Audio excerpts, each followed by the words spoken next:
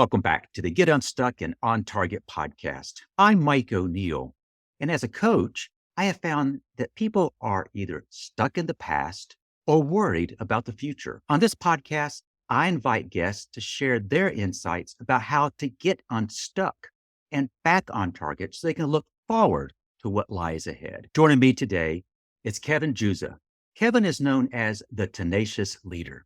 His firm helps startups and SaaS companies implement a business development strategy that's guaranteed to grow their lead pipeline 3x within 90 days. So you can see why I wanted to talk to Kevin. But before I do, I want to also thank my coach, Suzanne Taylor-Keene, for introducing me to Kevin. Welcome, Kevin. Welcome. Good to meet you. Good to see you today. I'm sorry. Yeah.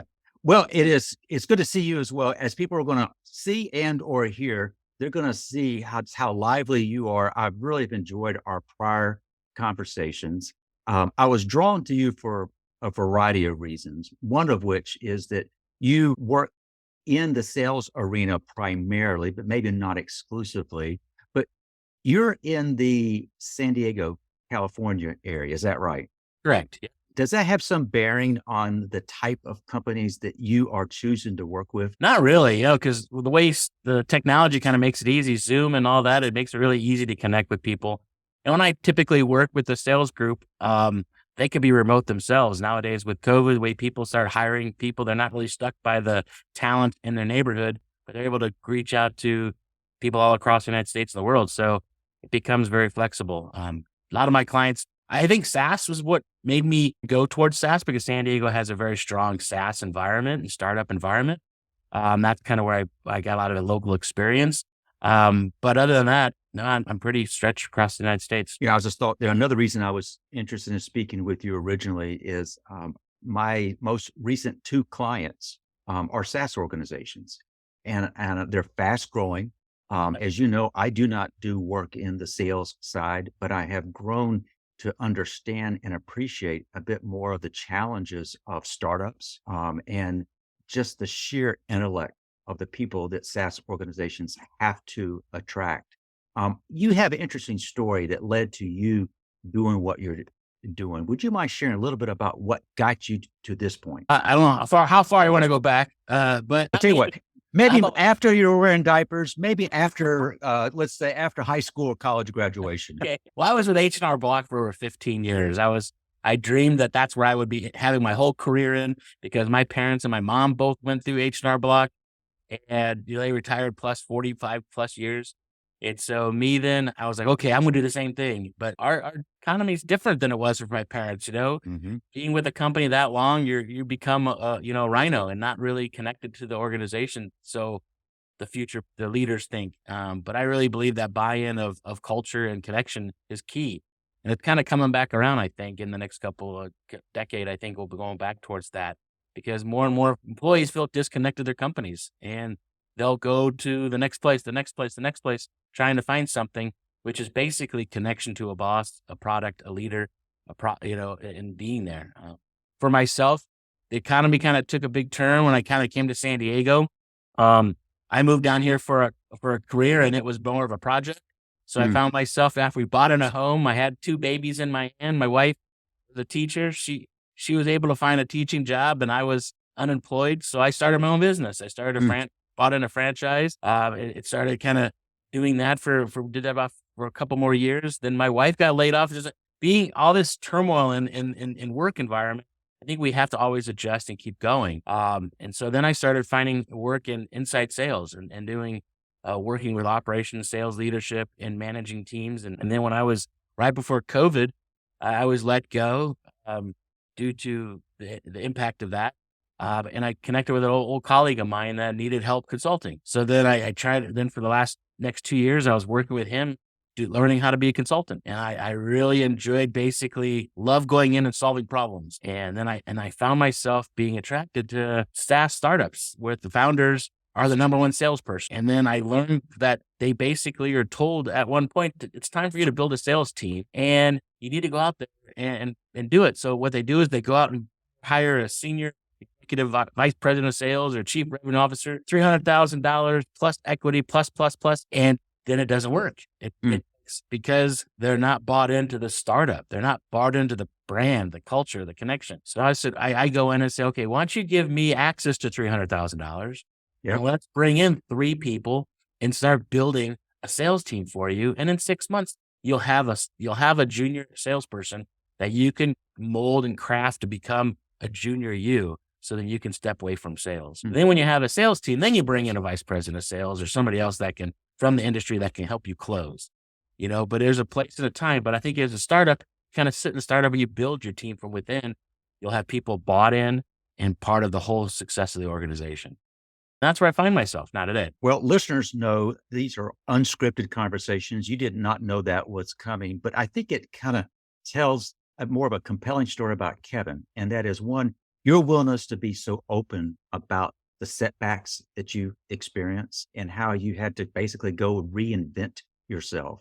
I'm intrigued by this concept, the tenacious leader. I don't see that term very often. So when I saw that as your kind of your moniker, your name, that would you kind of tell us a little more about what does that mean to you, the tenacious leader? Found myself always being in situations that I get stuck and I don't give up. Hmm. And so I use the word tenacity as a verb instead of an adjective. Hmm. People sit back and they see an athlete, they do stuff, man, he's so tenacious to never give up. His story is so, and I'm like, well, why don't we bring that before the activity and drive around tenacity and tenaciousness to achieve your goal? My daughter's a cross country runner in high school and she's like, hasn't broken 20 minutes for 3 miles yet. She's like so close but she's not giving up. She's still practicing every day. She's trying to get stronger. She's never giving up. She's goal to get there. And that kind of fuel I've passed on to her, I had in myself. I never was the best athlete on the football team, but what I was the team player. I was the motivator. I was the team, captain of personality and perseverance. And so I just found myself to always be never giving up. My wife and I, it took us years to get pregnant we had to use science 3 times. The first 2, they weren't successful. And this is a hard topic to talk or for some people to listen to. But I just realized that last time we have to just let go and let the energy happen, whatever's going to happen. And we can't give up, honey. We're meant to have a family. If it's this way, it's going to be somewhere else. And so I just kind of found myself tied to that word tenacity and tenaciousness. I love the concept. When you said that your daughter runs cross country, I immediately started smiling. Our son, Andrew, ran cross country in high school, and he was not the fastest, but he was by far the most tenacious. And I was so proud of how he just doubled down and worked hard. It's been some time since he's been in high school. I'm very happy to report he qualified and ran the Boston Marathon this year. Wow, that's And awesome. I attribute that to nothing other than tenacity. Now, admittedly, he's gotten faster, he's gotten stronger, but I don't know if Andrew will be listening to this episode, but Good. as you're, well, I hope he does. I love when you describe working with startups, and what really caught my attention is the company founder. They have a dream, they have an idea, Right. and they begin to surround themselves with people to kind of go carry out that idea. Let's use SaaS as an example. When you said that the tendency, particularly if they have private backing, but the tendency is to pony up big bucks and go hire a high powered, well paid sales executive, your guidance to them is that may be the right decision at the right time. And your guidance is let's go build more from scratch. And what really caught my attention was not just the sales piece, but bring people in who are willing to invest and buy into the culture. Right. And when they come in as new hires, the word invest is key there. They're the ones, they're building the culture. They're coming in instead of being at the top where you're leading the culture. You make more impact when you start at the ground up when it comes to culture. And you have to let the freedom of the masses really justify where the culture is going. As a leader, you can only create the playground, but you don't know what games they're going to play when they go there. And so it's how you create all that together. And when I find myself working in sales, that word tenacity comes in a lot of place because they have to just keep going. They get a lot of rejection. They get a lot going and the owners get so frustrated. I got to find somebody to come in here and take this care of me for me. If they find somebody who's out of work and they're going to get them low risk executive to come in, well, they're not going to be there that long because they're going to find something somewhere else. So it's that balancing act. You describe bringing people in where they could be help build the organization and kind of build the culture. All the surveys indicate we all, if you're employed, you want to believe in the company that you work for and what they are about. And if you can be part of kind of articulating what these beliefs are and be kind of on the ground floor, I can see why that would be exciting. The nature of sales, however, is one of you hear a lot of no. You've demonstrated in your personal life that tenacity has had benefit, and you're trying to instill that same mindset with your clients. Is there a temperament that you find that works best for those going into sales? When I'm interviewing and helping them find the team, the temperament's curiosity. You know, is the person curious about the other person or just selfish and want to sell something? Mm, So when they turn that around and they make it more curious about the customer and knowing what they're looking for, knowing why they're going to need a product, where are you just, reflecting what you want onto them and hopefully they pair it back to you. I mean, there's so many sales strategies out there and talking strategies and getting people to say yes 3 times and all those kind of monocles to get people in the sales process. But if you're curious and you find the best offering, if it's yours or somebody else's, and you provide that, sometimes I've given offers to say, you think you should go with this customer over here. It's not us, but I think it's a better fit for you. They end up coming back saying, well, how can I be a fit for you? What do I need? What answers do you need to hear for me to be a fit for you? Then now they're a customer that really wants to work with you instead of being, tricked into working for you. And so that's where kind of the word curiosity is a big key to me when it comes to bringing people in. I love that notion of curiosity. You also include on your LinkedIn profile or website, I'm not sure where, but it reads, selling is serving. When you focus on your ability to solve your customers' problems, results are organic. Yeah. It's the true, I call it rigor when you're working with salespeople. It's like the rigor. It's like, you're not going to get a yes every time. You got to build something. And I call it the fact of, when you start into that conversation with about it, you got to know there's a lot of, it's like a boxing match, you know? And the best way to stop a boxing match is to hug the person, it's like hug them. So then they can't hit you no more, and then you get in close and you get to talk with them, so in sales, it's the same way. When you really care about what you're doing and you're going to have to call 40 people every day, you're going to get 5 connections. But if those 5 connections you follow up and talk to for the next 3 weeks, 3 of them are going to get to the next step, So it's like every day you're adding 5, which will be 3 down the road, and you just keep adding and building. And then you have this true sales pipeline where your job becomes really fun because all you're doing is connecting to people you care about. We both coach as part of what we do for clients. Steve Chandler has written a bunch of books. I just finished one of his books last night, and he characterized no when you're in sales. It's just a fact.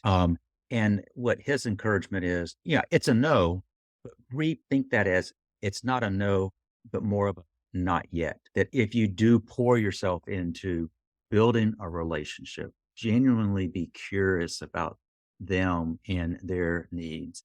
It may be they don't say yes now, but odds are in your favor that they may say yes later. Would you agree with Steve? Oh yeah. It's means not yet. It means you asked the wrong question, you know? Mm, Because if you sell a SaaS product and industry specific results are there when people are buying, implement it properly, they solve their problem. If you ask the question and the customer has that problem, well, then you have a solution for them. But if they say no because of budget restrictions or because whatever their excuses are, it's because they don't trust you enough. They don't believe you enough. They don't know if you're just selling me what's that old thinking the old snake oil? snake oil. Thank you. Selling me a snake oil that's supposed to solve something, but really doesn't, It's so it's interesting how people have to take that no to say, okay, ask the wrong question.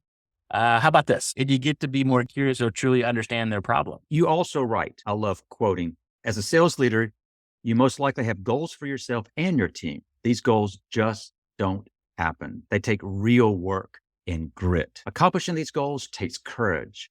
Tenacious leadership is a blend of intuition, self-awareness, teamwork, and personal drive. And regardless of your current situation, you write, we believe in your ability to set and achieve goals for yourself and to empower your team to maximize their potential. Good stuff. I'd hire that person. Is that snake oil or is that real? Well, it's real. At least it's real right off your website. But in sales, it takes real work and grit. Right. Some people have the impression that if you're just outgoing, you're naturally going to be gravitating towards sales. Do you have to be an expert to be successful in sales? No, no. I see in my career, I've always sticking back to your unstuckness. I usually get the teams that are stuck. Mm. I get the employees that are stuck. And as a coach, executives, I love working with stuck executives, it's so because they lost the belief in where they want to go. There's a guy named Mike Dooley talks about thoughts become things. And when their thoughts are always negative or always, I can't, or it just doesn't work that way. It just doesn't work that way. It just doesn't work that way. I turn around saying, it can be that way. It can be that way. How do we make it that way? And you get them to start getting unstuck about all the negative thoughts or boxes they've created for themselves that they just can't fight their way out of it. And so it's like, these are boxes you've created. Let's undo them, because you can have what you want. If you believe you can get this sales number, then let's get it. And that's where the ethnicity, the being an honest leader and knowing if you're picking a number just because statistically that's what we need, or is it you believe you can get that number? If you don't believe your team can get that number, don't give that number because you're just setting them up to failure because you don't believe in them. If you set a number that you believe they can hit, then they can feel that and they will rise up to that number. They will get there or pass it. You mentioned that you prefer working with startups. Startups are a different animal in of themselves. We talked about that a little bit. What is it about startups that just draws you to them? Because they have a goal to reach and they're committed to that goal. They're going to fall and they're going to say, how can we learn from that? Let's keep going. They're not one to say, okay, we fell. Let's assess. Where are we at? What's going on? What's the PowerPoint slide? What's the Excel spreadsheet? How do we make this never happen again? It takes you 3 months to stop that process. Startup world, it's like, shoot, this didn't work. Okay. What didn't work in it? Well, look at the numbers. I think it's this. Okay. Let's try a different program. Let's do it this way. And they move, they keep going because they have a goal. They need to get to the next million. They need to get to the next 10 million. They're reachable targets that they all know because the markets are so huge we live in. When they're small and you get some momentum, you just kind of follow that momentum and they can go, but they're not afraid to make mistakes. Kevin, as you reflect on what you do and how you have done those, what are the kinds of things that have stuck with you? You've already shared with before you hit record button 1. You just raised your mug. You already referenced this quote a moment ago. Can you pull your mug back up on camera? For those who are watching, it reads what? Thoughts become things. You just made reference to that, but can you elaborate it? What does that mean to you? Thoughts become things. It's how there's so much things happening in our head these days. Mm-hmm. What's the self-talk? What do you hear or listen to your friends and family, neighbors? You can't a lot of times, especially in uncertainty. And that just programs us to start thinking that way. So I try myself every morning to start with new thoughts or thoughts with positive outcomes of where I'm going to be at the end of the day, how great this podcast is going to be. And just that thoughts kind of drive your intentions. You have this subconscious inside of you that drives you. How are you feeding that subconscious? What are you giving that subconscious to think about and go for and chew on? If you give it a bunch of negatives, it's going to prove you right. Darwinism inside of us, our Darwin inside of us is to make us survive. And you're telling it what to do to survive. If you tell them you're no good, your conscious is going to make you no good. If you tell yourself you're awesome, your consciousness is going to make you awesome. I have invited a number of people who work in the sales area on as podcast guests, in large part because what I keep hearing is what you just said, and that it's more often than not, the barrier to success has nothing to do with anything other than limiting beliefs on individuals and sometimes organizations' part. Yeah, all these layoffs we're doing right now, okay, the companies out there, me or just organizations out there, they think that's the solution to solve the problem at hand. But 9 months ago, 2 years ago, they had a strategy and now they're giving up on it. That's not tenacity. That's giving up. That's pointing fingers somewhere else and trying to adjust. I believe companies do need to breathe. So sometimes layoffs are appropriate, but in general, when you have a layoff, you lost, you didn't hit your numbers. Why didn't your company hit your, oh, it's economy wise. No, it's not. It's each, and as a greater economy, yeah, maybe those hubs vote. But when you come down to one organization, no matter if it's 20,000 employees or 100 employees, when you lay off, your strategy screwed up. You gave up on your core belief of where you're going, is my opinion. Mm. And so companies need to lead by not, these employees come in and they believe their family, their futures with you and your organization. If you don't have a plan that works, then you need to bring them in and they'll listen to them. They'll tell you what's broken.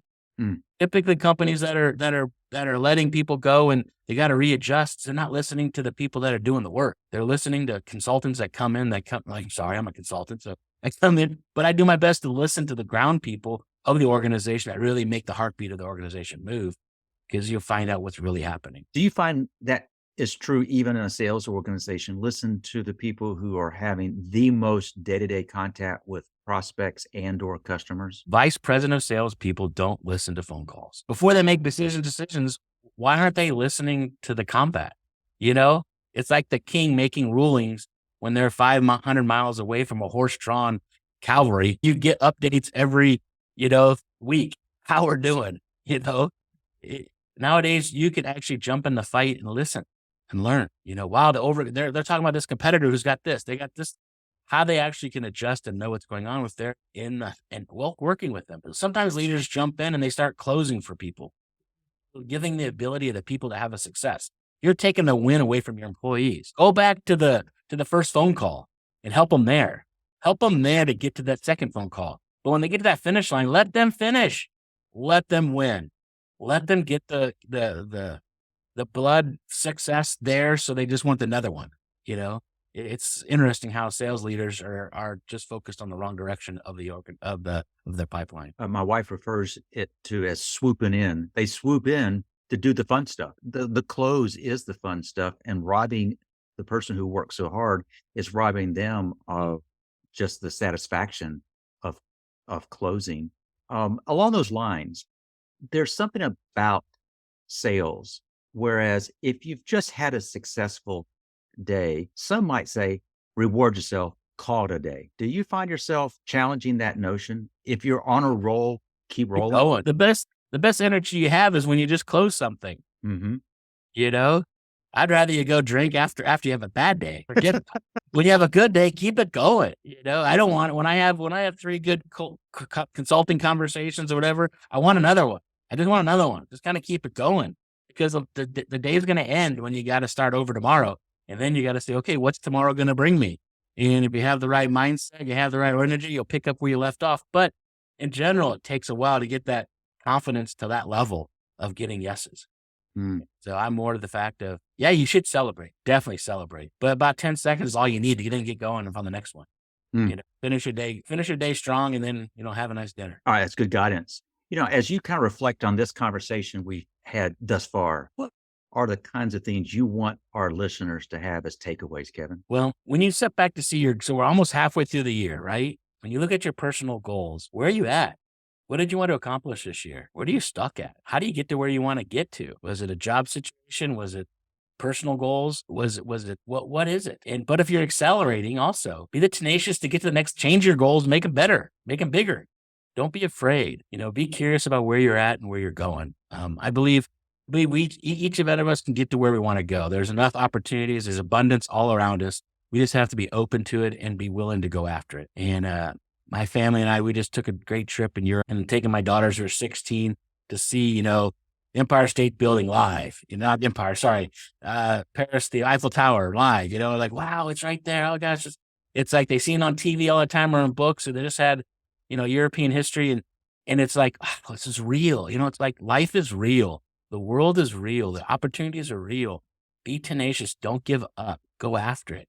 Even if you have to dig yourself a little bit of a hole to embrace it, to invest in it, it'll reward yourself, and you'll get to where you want to go, and everything will work out. Promise. And so, but I just think this is a great conversation, Mike. I really appreciate your kind of conversation here. Well, you make it very, very easy, Kevin. I'm confident folks who are listening will say, I want to know more about Kevin. What's the best way for them to connect with you? Well, the tenaciousleader.com It has a lot of the things I do there. It's a great way to also, you can send me an email through that process or even jump on my calendar there. Or you just email me, Kevin at thetenaciousleader.com is a great way also just to email me and we can connect. Love to talk to anybody. We will include that and your LinkedIn profile in the show notes. So be assured of it.